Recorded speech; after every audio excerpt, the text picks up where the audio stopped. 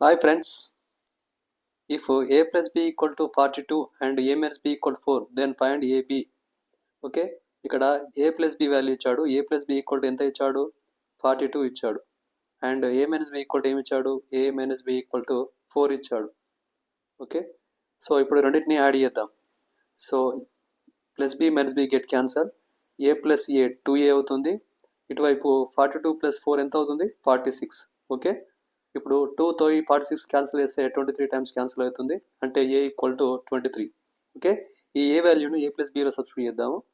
Okay, చేస్తే అప్పుడు B equal to ఎంత వస్తుంది? 42 మైనస్ 23 అంటే 19 వస్తుంది. ఓకే, 19. ఓకే, ఇప్పుడు ఏ ఇంటూ బి ఈక్వల్ అంటే 23 ఇంటూ 19 ఈక్వల్ టు ఎంత? 437. ఓకే, ఈ ప్రాబ్లం యొక్క ఆన్సర్ని కామెంట్ రూపంలో తెలియజేయండి.